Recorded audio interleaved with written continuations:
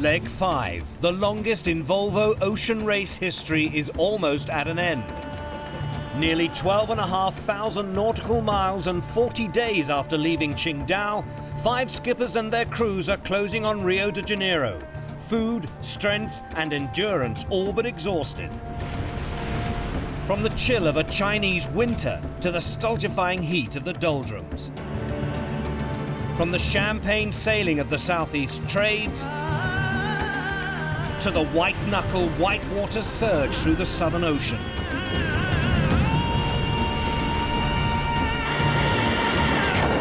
And from the blasting winds of Cape Horn to the shifting breezes off the coasts of South America, Leg 5 has seen it all and may be about to produce one of the greatest comebacks in the annals of the event. Now we're going to fight to the bitter end. Still leading, following a brilliant navigational ploy at the first scoring gate, is Magnus Olsson's Ericsson 3. So badly damaged on the previous leg, it was 7 hours late starting the next. Hold on to their hard-won lead, and Olsson's young Nordic crew could enter the realms of legend. We just want to get there to Rio. Their biggest headache is the boat behind them. Stablemate and overall race leader Ericsson 4, skippered by Brazilian Olympic hero Torben Grail. A threat in any conditions, deadly in home waters. Grail's crew will back off not one bit. Watch out, E3, we're coming, baby. Again on course for the podium are Ken Reid and Puma's Il Mostro. Still without a leg victory, Reid's men are determined to recover their winning mentality from a succession of second and thirds. We are racers and fighters. It's not a race, it's the race we want to win. In fourth, Ian Walker's Green Dragon is short of speed and sustenance, and with Bauer Becking's Telefonica Blue in better breeze behind them, they're facing an agonizing approach to the finish. We've got 4 days of food and possibly 7 days of sailing.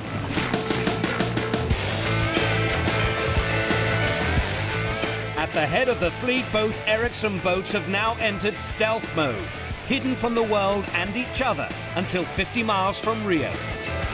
Olsson, the 5-race veteran, on the verge of a memorable win. Grail, the local hero, hell-bent on extending his lead. The Copacabana can wait. Leg 5's not over yet.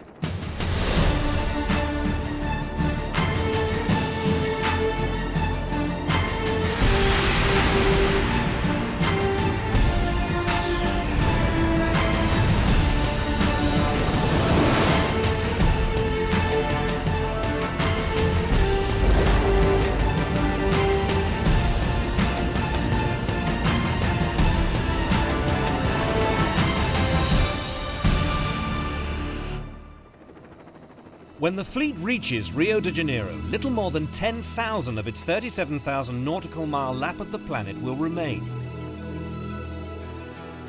The first of 10 scheduled legs, Leg 1 began from Alicante, Spain in October last year.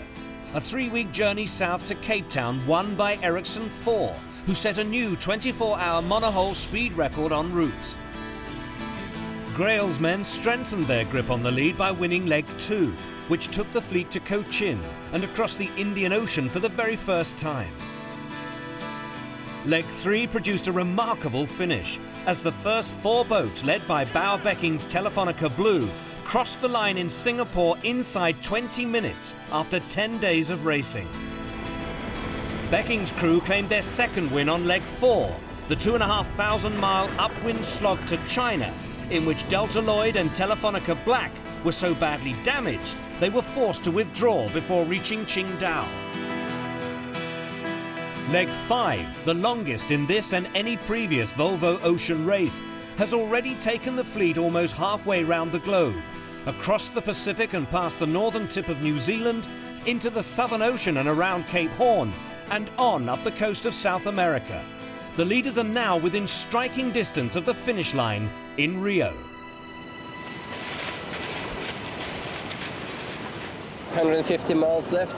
We just went stealth, used our stealth play card, so we're invisible for the guys behind. basically so that they're not going to be able to see if we stop in a wind hole and try to sail around us. I'm really looking forward to spraying some champagne now. Their stablemates apparently on course for victory and their options rapidly diminishing. Overall leaders Ericsson 4 also enter stealth play 3 hours later, vanishing from the fleet's radar screens in one last throw of the dice to catch their sister ship.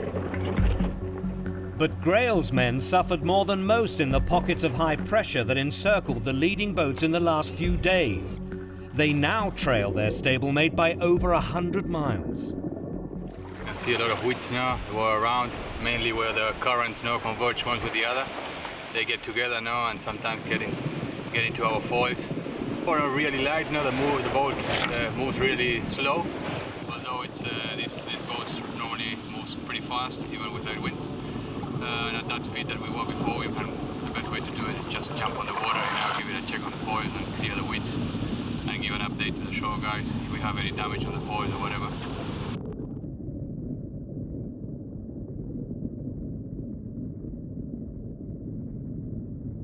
It's good for a refresh as well. It was really nice and hot.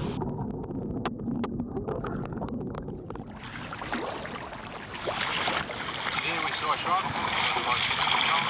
A little scared to jump in the water, but no problem. Also we saw a big stingray and also a group of fish that were following our transom. It was pretty interesting. They were just coming behind our transom and following us for quite a while.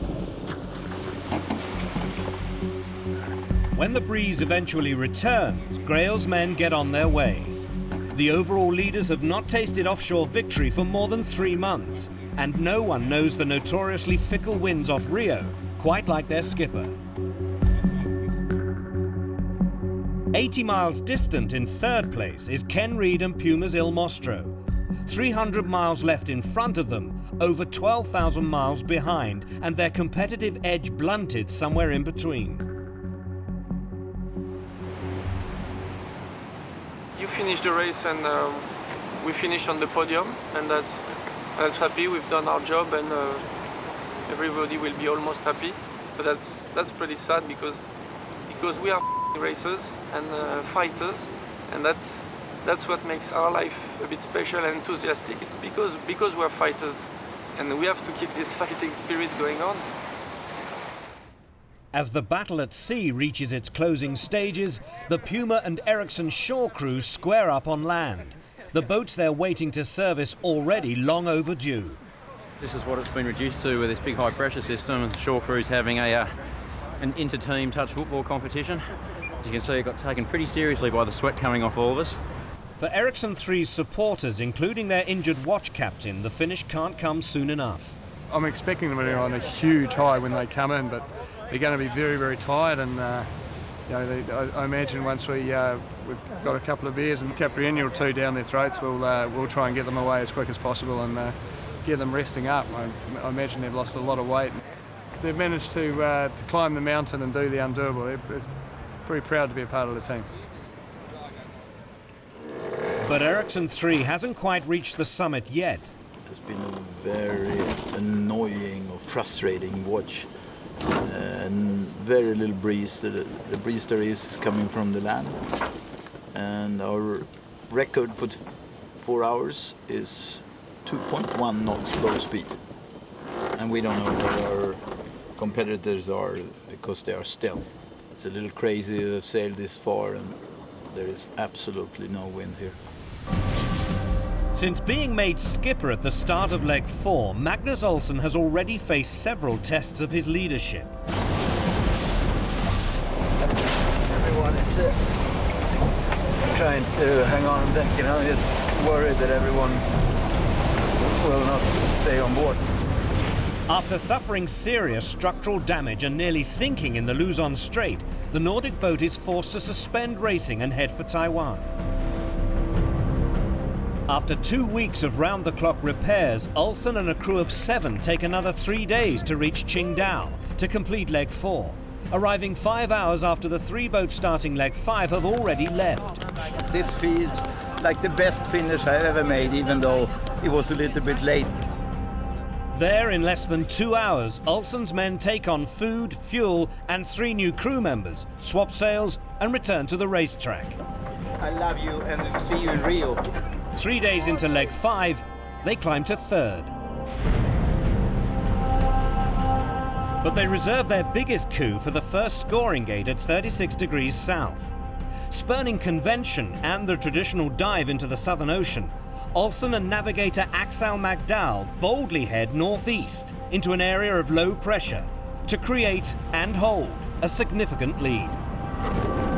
It's very easy to underestimate, what a gamble that was, and there'll probably be 2 schools of thought. There'll be a school of thought that says, well, okay, they saw an opportunity, they took a risk, they banged a corner, they went out to one side, had a go at it, and it paid off. Well done, guys, but it could have gone horribly wrong. There's another school of thought that says, yeah, they did all of those things, but what was particularly impressive was that they actually managed to hold that advantage right the way through the rest of the race. They weren't even halfway down the leg, and they held that advantage. I think the biggest problem they face will be suppressing their excitement, because this is a phenomenal achievement.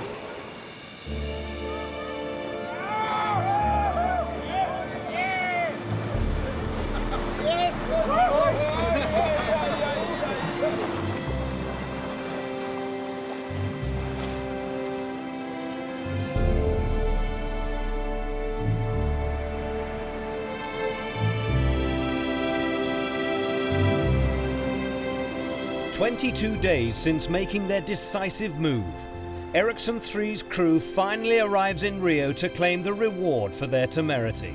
A stunning leg victory and a permanent place in the hearts of race followers everywhere.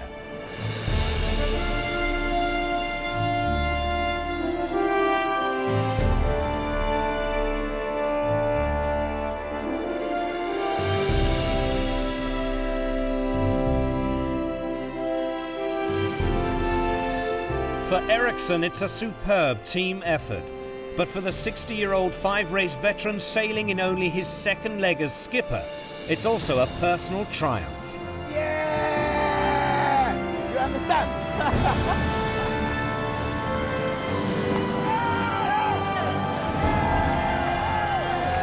The Nordics finally crossed the line 40 days, 5 hours and 37 minutes after starting leg 5 in Qingdao, and more than 43 days since leaving Taiwan to complete leg 4.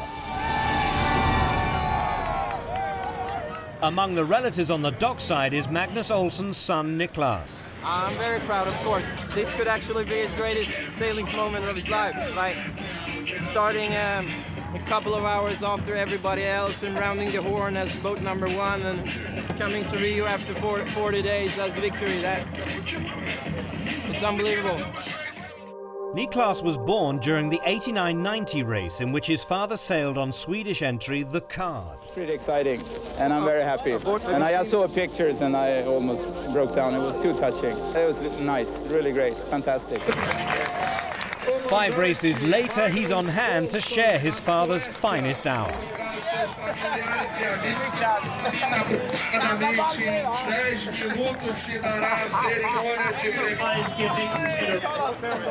Thanks for everything. Huh? You fixed the boat. We fixed the rest.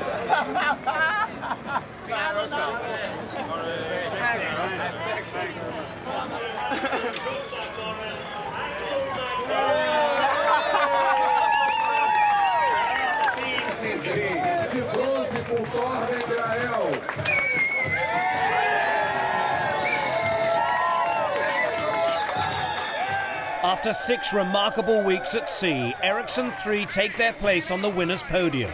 Their place in race history already assured. Ladies and gentlemen, one more time for Ericsson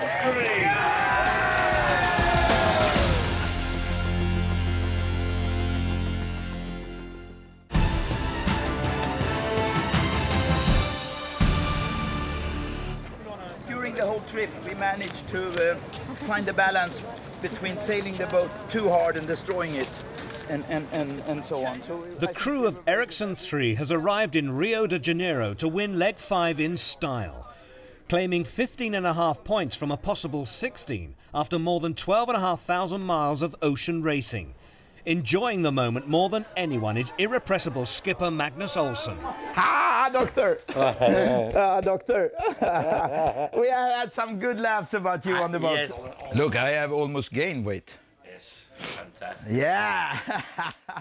8, which is very good for you. Everybody's talking about this, that they don't have enough food. On our boat, it was never a talk about that.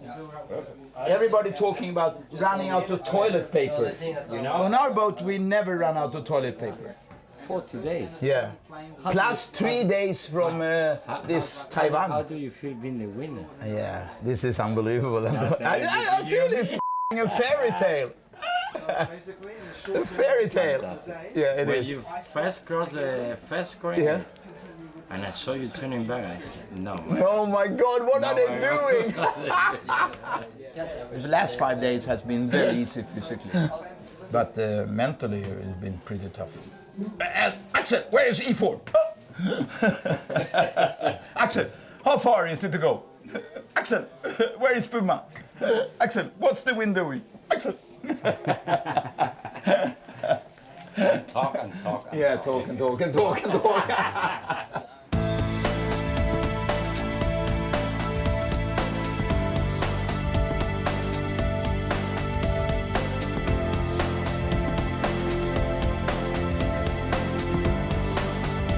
For Team Ericsson, it'll be a double celebration. Just a few miles out in Guanabara Bay, Ericsson 4 is approaching the finish line.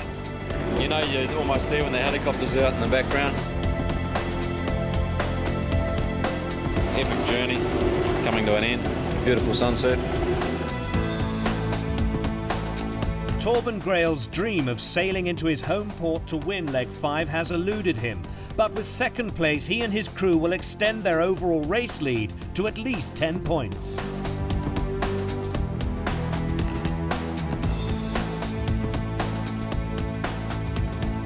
"40 days, 17 hours and 57 minutes after leaving Qingdao, Grail's men cross the finish line, some 12 hours behind their sister ship. It's the Ericsson boat's first 1-2 of the race. Nice atmosphere, very good to be home. Senhoras e senhores, o barco mais Brasil,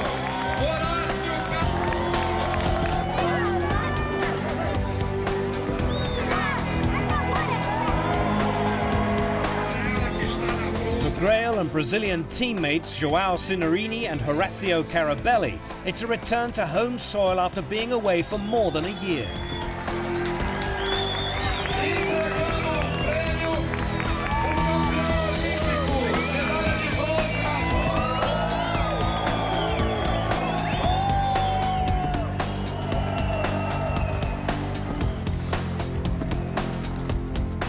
Food, and the lack of it, has been a constant concern for most of the fleet for over a week. And when Puma's Il Mostro arrives to take the third podium place 5.5 hours later, Ken Reed's crew are also cutting it fine. We had one whole meal planned for tonight on board, and they ripped the bag open and they thought it was mashed potatoes and some other thing, and it was a whole bunch of hot chocolate. So we're a little hungrier actually than we thought we would be. Finally, it's kind of, I'm looking for my husband actually. Maybe he jumped before, I don't know. Where is he? Crossing the line at 1:30 a.m. local time, Reed and his men retain their grip on second overall. Untroubled by Ericsson 3's move and with no regrets about what might have been. We all knew it was there, that opportunity was there. They took it, we decided not to, and good for them, congratulations. No, we did enough of that in the last leg, beating ourselves to death in over 30 knots, and none of us wanted it. And that's why all the other boats had the same option. None of them took it, bar one.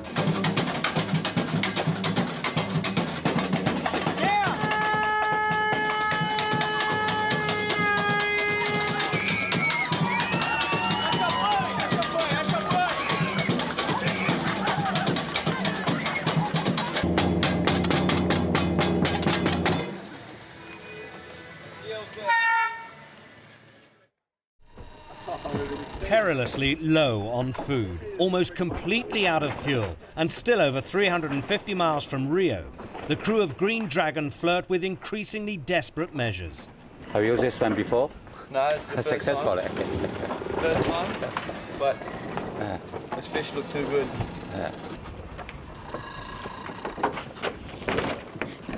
Phil tried to catch us a yellowfin tuna, but wasn't successful. But this was his weapon of choice. We got the ship's knife and a batten and then a mouse line, so we don't lose it all.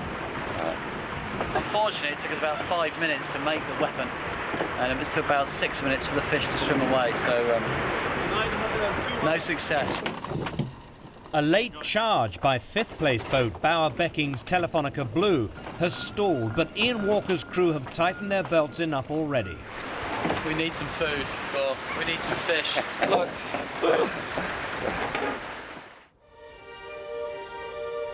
With their rivals resting in Rio, Walker's men struggle on for another day and a half before they too, finally, sail to within sight of their destination.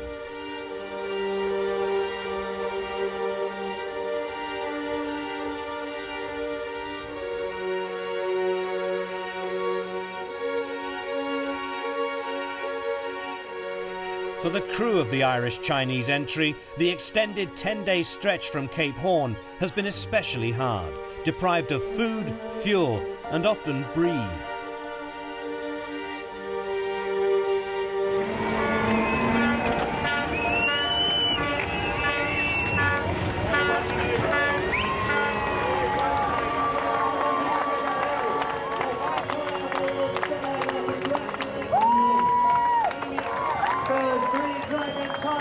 Say thanks for all your effort. I don't know, 42 days. We couldn't put a group of people under a lot more stress, I don't think, than what we're going through. You know, at times we're last, second to last. You know, frustrations with the boat. You know, and it's pretty hard not to end up niggling with each other. And I just want to thank you all for actually keeping your rag, stepping down when you needed to, and actually we got through it pretty well together. That's it. No big speech. Just want to say thanks, really. Cheers, mate. Good on you. Well done, Ian. Bravo. I think probably the highlight, in a funny kind of way, was the icebergs. When we first spotted the icebergs, I was like, someone said, "Oh, have you checked the radar? I can see an object in the water." And I was like, "What do you mean you can see an object in the water? What sort of?" I was thinking to myself, "What sort of objects can float around in the Southern Ocean?" I thought, "Oh, I see."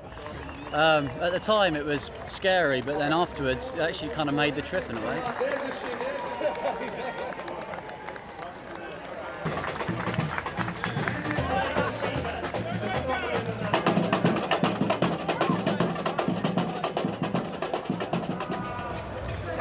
Rio, South America. Sorry? Once, 470 World. Never Rio.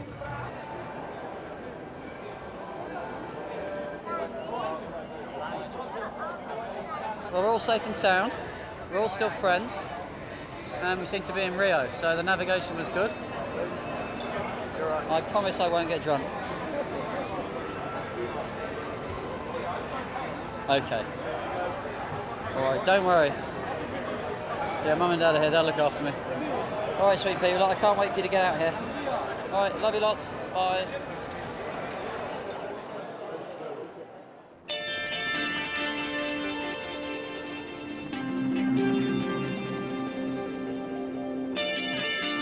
Nine hours after Green Dragon, Bauer Becking and Telefonica Blue arrived to take fifth place.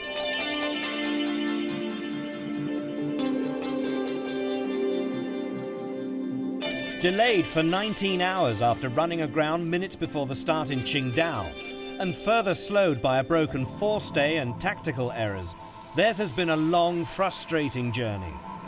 Yeah, well, after a long leg, nearly 14,000 miles and a lot of mishaps, we're finally in Rio, which is a good thing. Master still in one piece, crew in one piece, and the boat in great shape. So, in that sense, we're really happy how everything has been going. So, ready for a little party. After winning legs 3 and 4, the Blue Boat's 8 points from leg 5 is a meagre return. But Bauer Becking's men live to fight another day.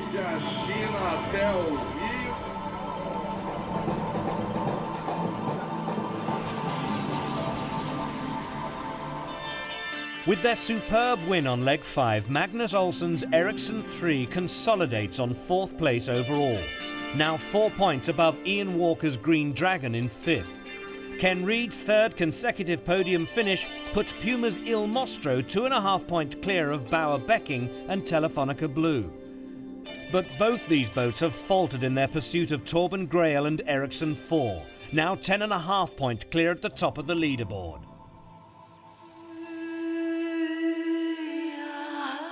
The longest leg in Volvo ocean race history is over at last. Boats intact, crews home safe and well.